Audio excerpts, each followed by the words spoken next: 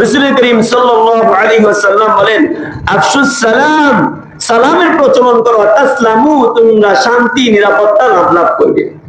রাসূল করিম সাল্লাল্লাহু আলাইহি ওয়াসাল্লাম অন্য হাদিসে পাকের মধ্যে বলেন, আফশুস সালাম, সালামের প্রচলন করো, ওয়া আতিমুত তাআম, লোকদেরকে খাদ্য দান করো, ওয়াসিলুল আরহাম, আত্মীয়তার সম্পর্ক বজায় রাখো, ওয়াসাল্লু বিল্লাইলি ওয়ান নাসু নিয়াম, মানুষ যখন রাত্রিকালে ঘুমিয়ে পড়ে তুমি দাঁড়িয়ে দাঁড়িয়ে তাহাজ্জুদ নামাজ পড়ো, তাদখুলুনাল জান্নাতা বিসালাম, এই কাজগুলো যে করবে সে নিরাপদে নির্বিঘ্নে জান্নাতে প্রবেশ করবে।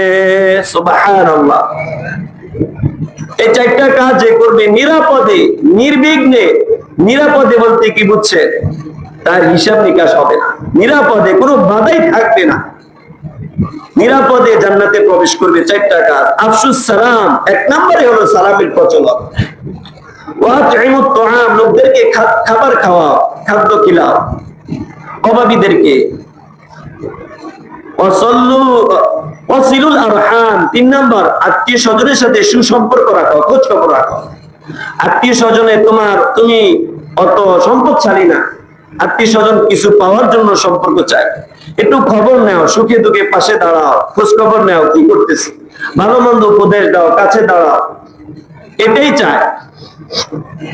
সুসম্পর্ক রাখো।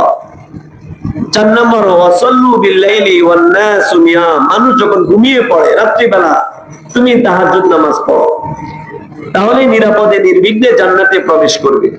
আল্লাহ রাব্বুল আলামিন আমাদের সকলকে আমল করার তৌফিক দান করুন, সকল বলে আমিন। আমিন।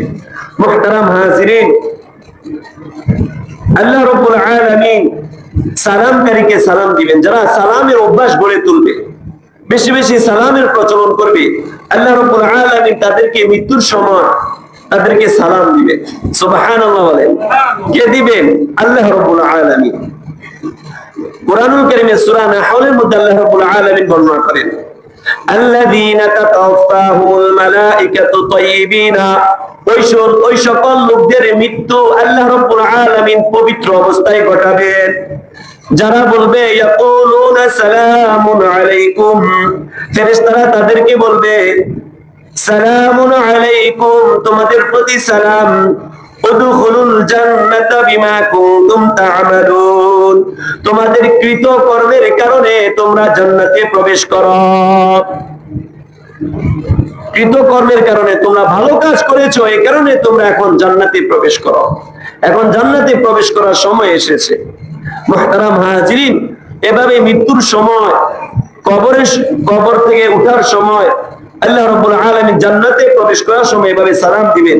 হাদিসে পাকের মধ্যে আছে, আল্লাহ রাব্বুল আলামিন বলবেন, আসসালামু আলাইকা ইয়া ওয়ালি আল্লাহ, হে আল্লাহর ওলি, তোমার প্রতি সালাম। আল্লাহু ইয়াকরাউ আলাইকা সালাম, আল্লাহ তোমাকে সালাম দিচ্ছেন। ওয়া ইউবাশশিরুকা বিল জান্নাতি, এবং জান্নাতের সুসংবাদ দিচ্ছেন। উদখুলুল জান্নাতা, তুমি জান্নাতে প্রবেশ করো। কাকে সালাম দিবেন? সালাম প্রচলনকারীকে আল্লাহ রাব্বুল আলামিন ফেরেশতারা সালাম দিবেন।